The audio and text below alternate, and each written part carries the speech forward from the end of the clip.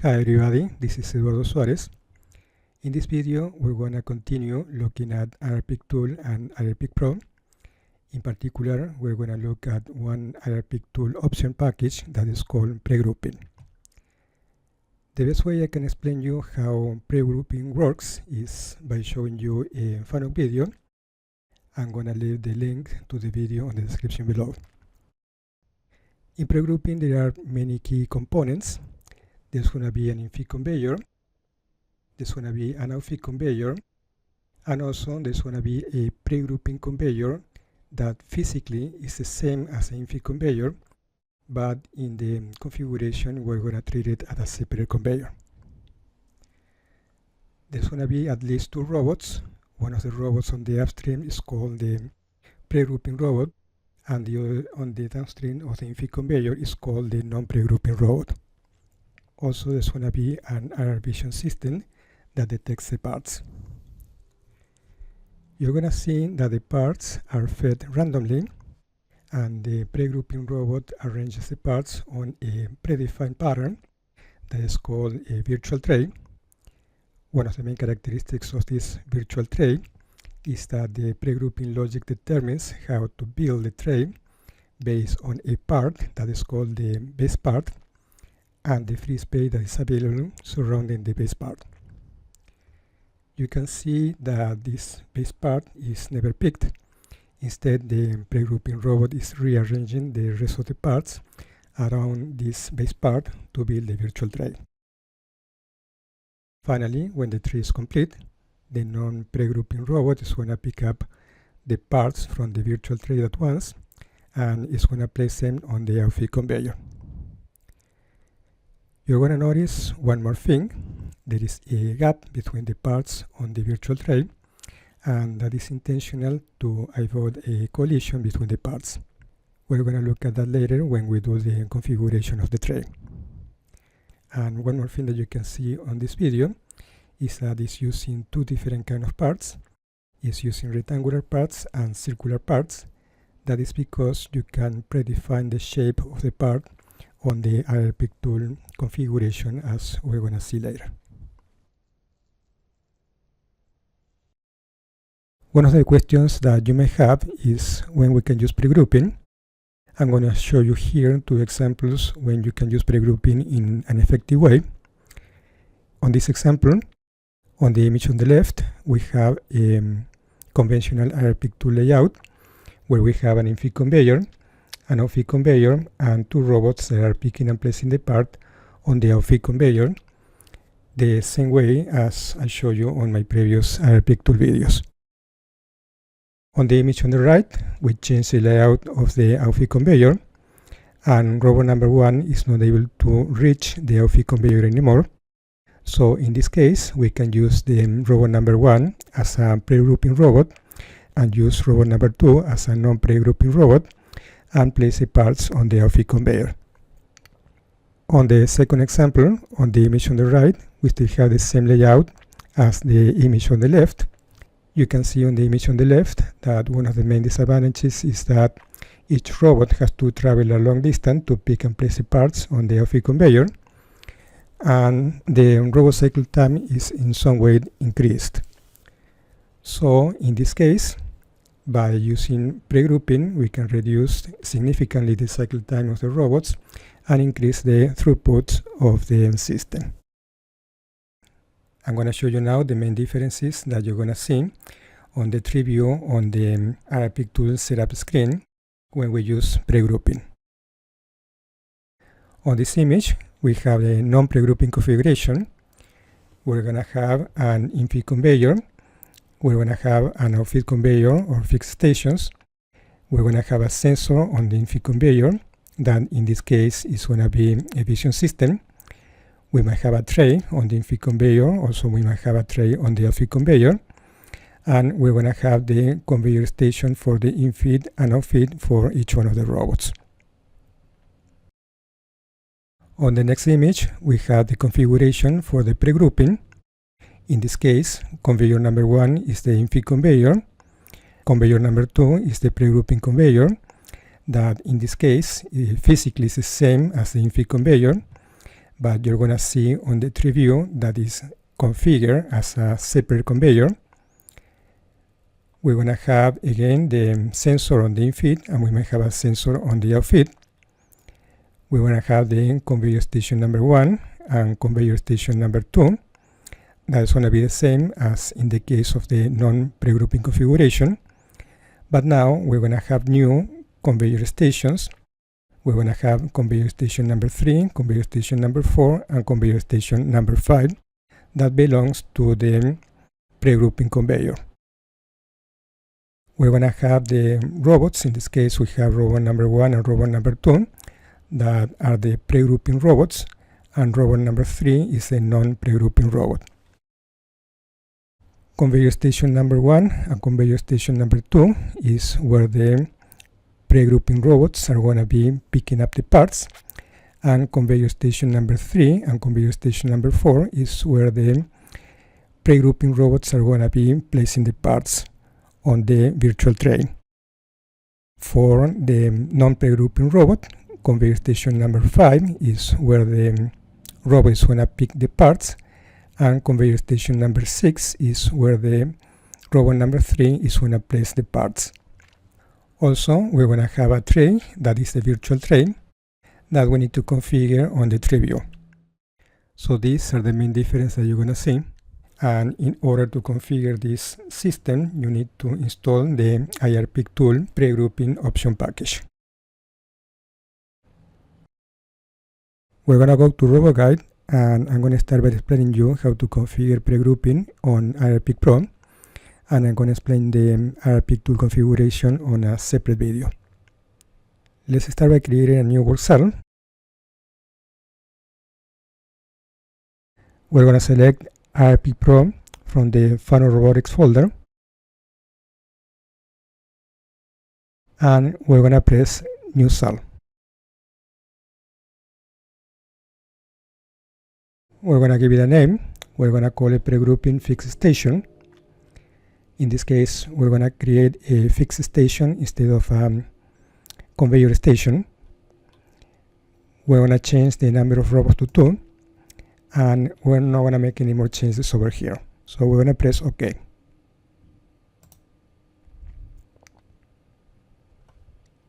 On the wizard, we're going to create a new robot.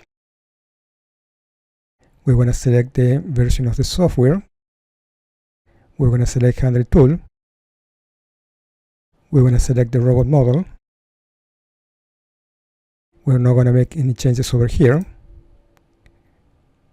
And on this page, you're going to have all the option packages that they are already installed by default.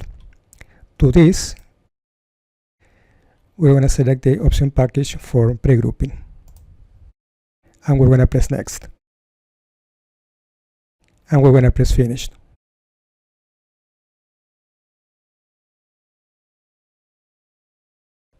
At some point, we're going to get this message. We're going to press OK.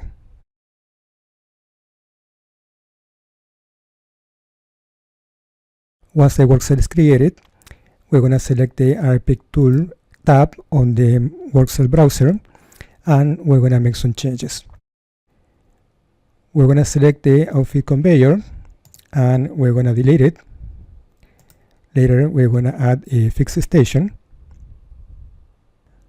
On the infeed conveyor, we're going to select the conveyor station number 2, and also we're going to delete it. We're going to select the infeed conveyor. We're going to right click, and we're going to select Enable Pre-grouping from the pop-up menu.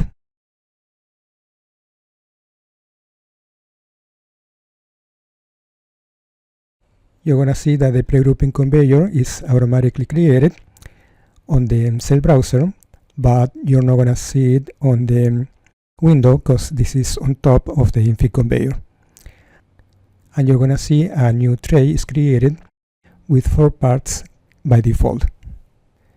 We can zoom in on the infeed conveyor, and you're going to see the 4 parts in there. We're going to select the Roboguide tab. We're going to select parts, and on the new part that's created, we're going to double click, and we're going to change the size of the part. we're going to select 85 millimeters for X. We're going to select 100 millimeters for Y. And we're going to select 50 millimeters for Z. And we're going to apply. You're going to see that the parts are overlapping, and we're going to change that later. For now, we're going to press OK. We're going to select the iRPickTool tab again. We're going to select the infeed conveyor, and we're going to double click. And from the window, we're going to select pre-grouping. Over here, we're going to make some changes. We're going to change the minimums of the bell on the Y to -125 and the maximum value to +125.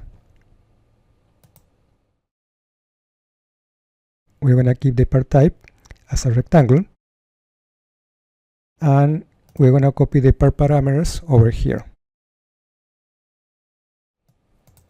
That's going to be the length of the part on the X and the length of the part on the Y. And we're going to press apply. These two values represent the width of the conveyor, and they are used for determining the position of the virtual tray. If you want to know the width of the conveyor, select the conveyor tab, and you're going to have the width over here. So we are selecting half the width on the plus and minus direction.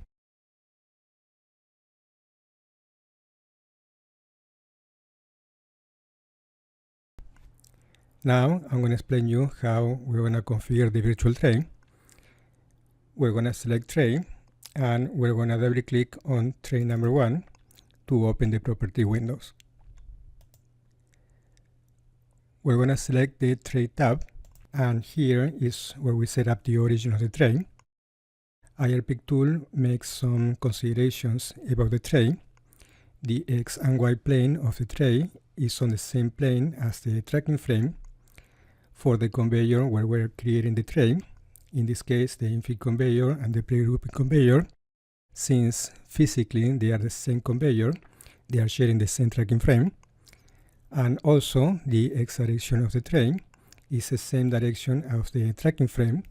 However, you can change the orientation with the R parameter. The origin of the tray can be in any arbitrary position. We're going to select the origin of the tray in a position that is easy to teach.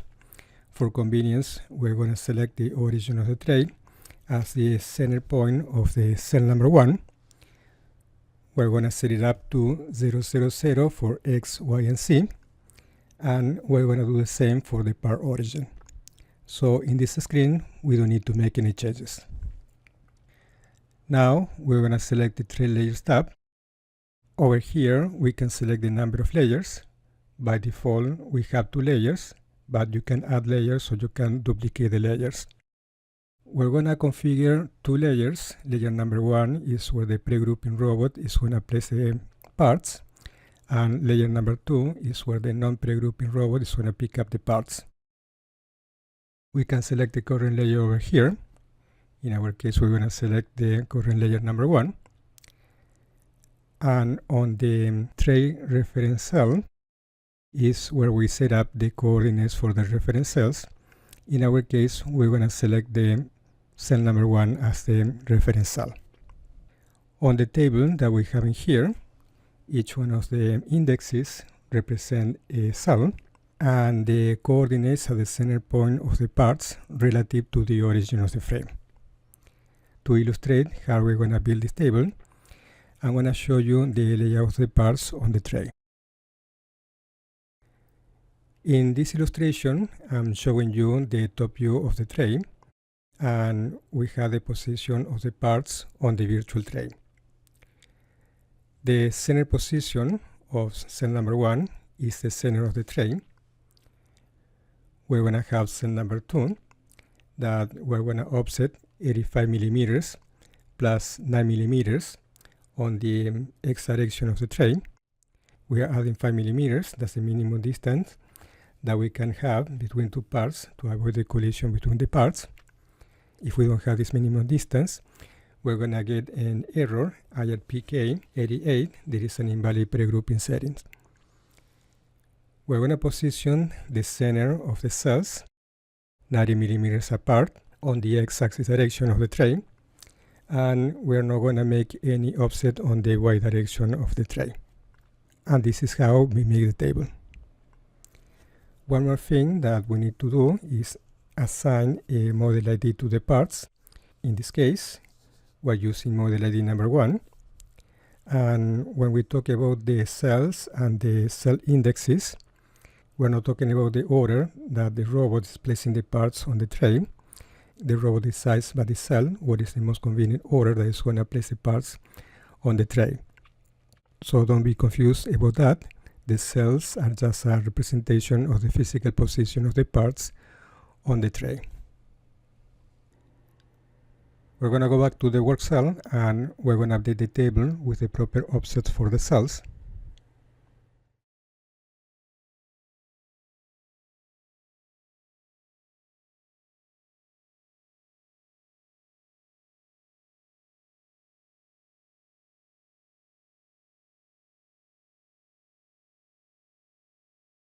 Now we're going to select layer number 2. On layer number 2 is where the non-pre-grouping robot is going to pick up the parts all together. For this, we're going to consider that there is only one part instead of 4. The size of this part is going to be the size of the 4 parts combined together. So instead of having 4 cells, we're going to have just one cell. And one more thing, the model ID for the cell cannot be the same as the model ID for layer number 1. So we're going to select model ID number 2 for layer number 2. I'm going to show you again the layout of the cell on the tray. In this case, for layer number 2, the origin of the tray hasn't changed, so the center point of our new cell is going to be 135 millimeters apart from the origin of the tray on the x direction. We're going to go back to the Workcell and we're going to update the table with its offset.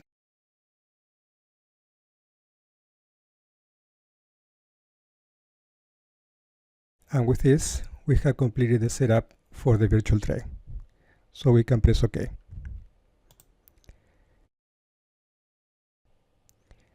You're going to notice now that the parts, they are not overlapping anymore. They are arranged as if they were grouped on layer number 1 on the virtual tray. We're going to continue with the configuration.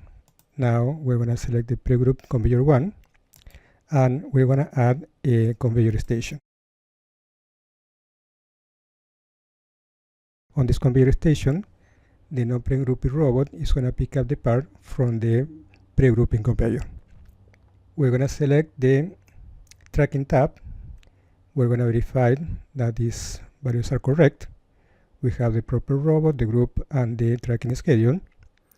And also we're going to select the robot operation. And we're going to verify that we're doing the operation is going to be picked.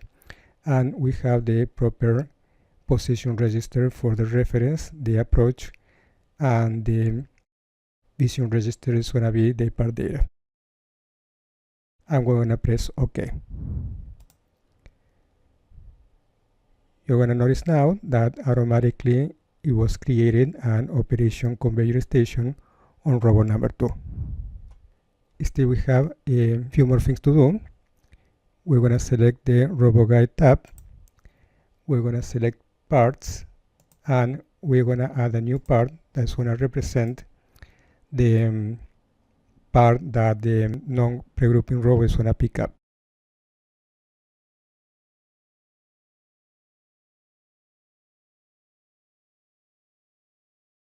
We're going to change the dimensions.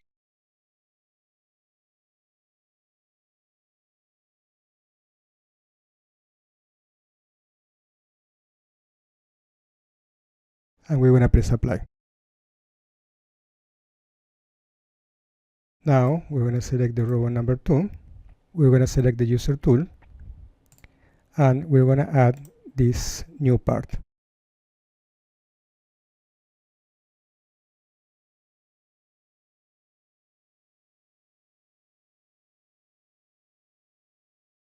We're going to edit the position.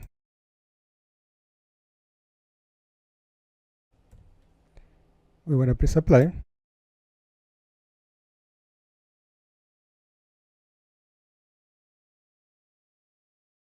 And now you're going to see the part on the robot tool.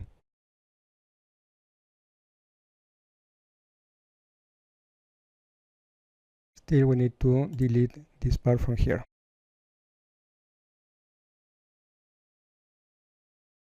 We're going to select the iRPickTool tab again, and now we're going to add a fixed station.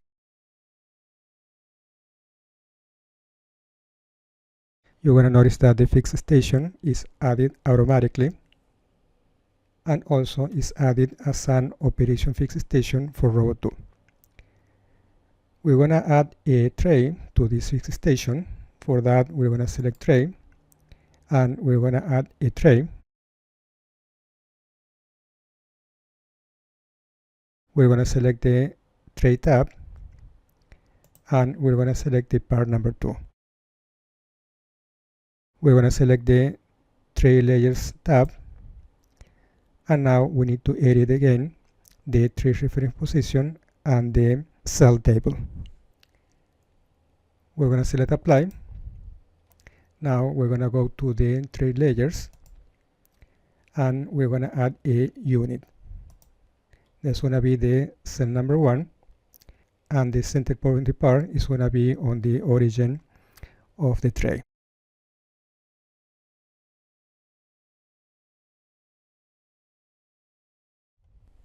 Now we need to add this tray to the fixed station. We're going to select the fixed station. We're going to select parts, and we're going to select the tray number 2. And now we can press apply. You're going to notice that the tray is added to the fixed station.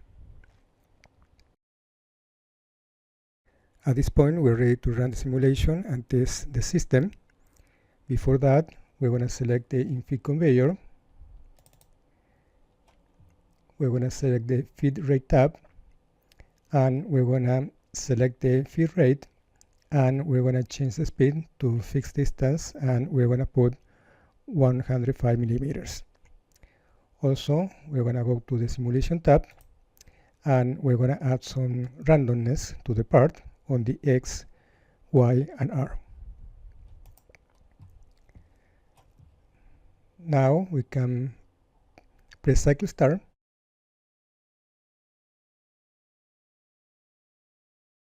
and we're going to see the system running.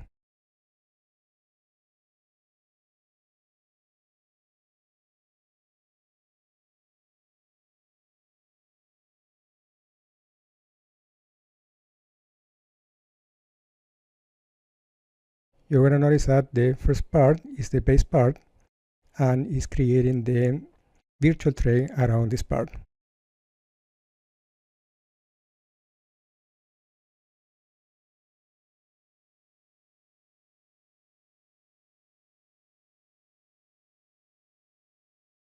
Now robot number 2 is going to be ready to pick up all the parts together and put it on the fixed station.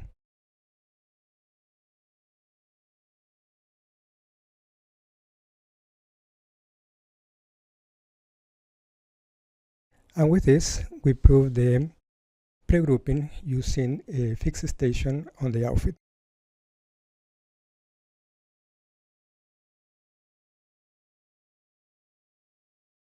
The next thing we're going to do is to replace the outfit fixed station with an outfit conveyor station.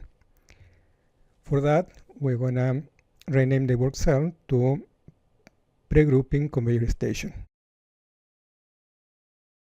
We're going to select the outfit fixed station, and we're going to delete it.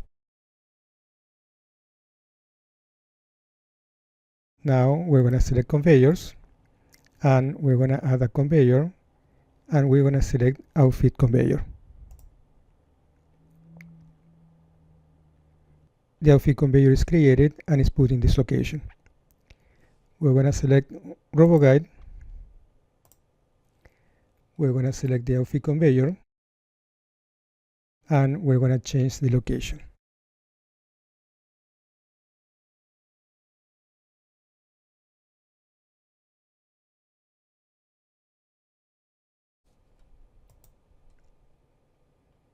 And we're going to press apply.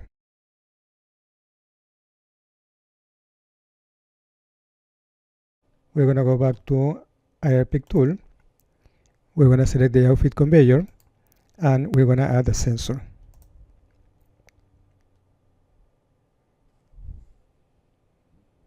On the property window, we're going to select from Robo 1 to Robo 2. We're going to press apply, and we don't need to make any more changes. The next thing we need to do, we need to add a conveyor station.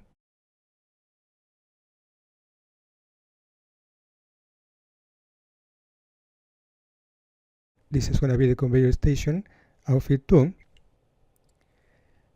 We're going to select tracking. We're going to select Robo 2. For group, we're going to select Robo 2. And the tracking schedule is going to be number 2. Now we're going to select the robot operation tab. The operation is going to be placed, and we're going to verify that the values for the position registers are correct. We're going to place apply and OK.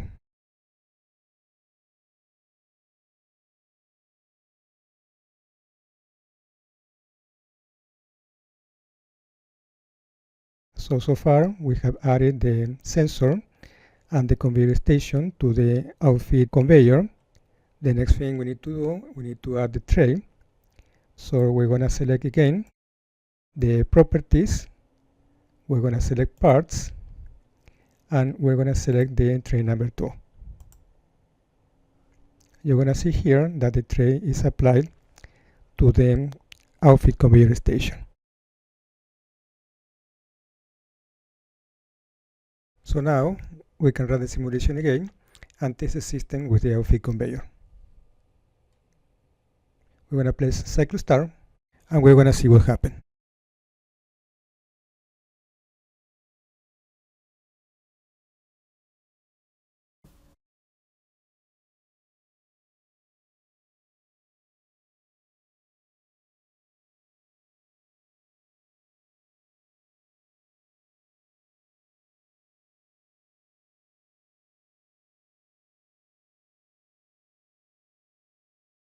We have the pre-grouping running again with an outfit conveyor station instead of an outfit fix station.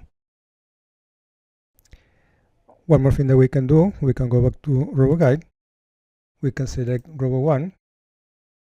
We're going to go to Internet Explorer. We're going to open iRPickTool, and we're going to go to production status. We can run the simulation again.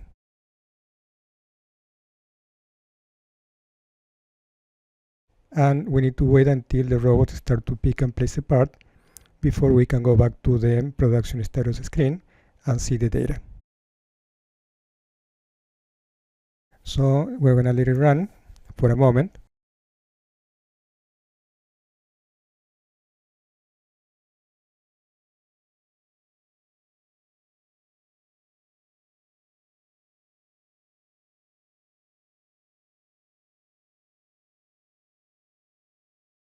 We have the robots picking and placing already.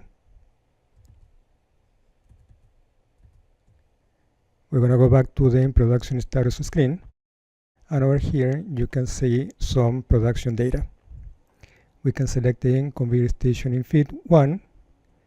You're going to see the feed count and the pick count. This is going to be the pick rate, and you can do the same on the other conveyor stations. Over here you can select by cell, or you can select by tray.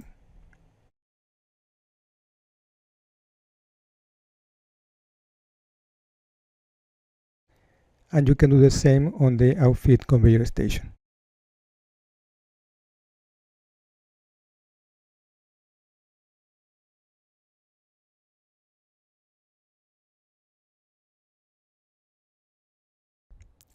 To summarize, I'll show you in this video the pre-grouping add-on option package that can be installed on iRPickTool. Pre-grouping can be very convenient in some applications, even when you have already the conventional iRPickTool system running, and you find an opportunity to increase the production rate using this feature. On this video, I'll show you how to set up pre-grouping on iRPickPRO. I'll show you two different ways: when we have a fixed outfit station and when we have the outfit conveyor. iRPickPRO is a tool that you're going to use when you want to test and validate the feasibility of your application. On the next video, I'll show you how to configure iRPickTool with a pre-grouping on a real robot controller. For that, I'm going to explain you using Roboguide Handle Pro. I'm going to leave the link to the Workcells on the description below, and thank you for watching.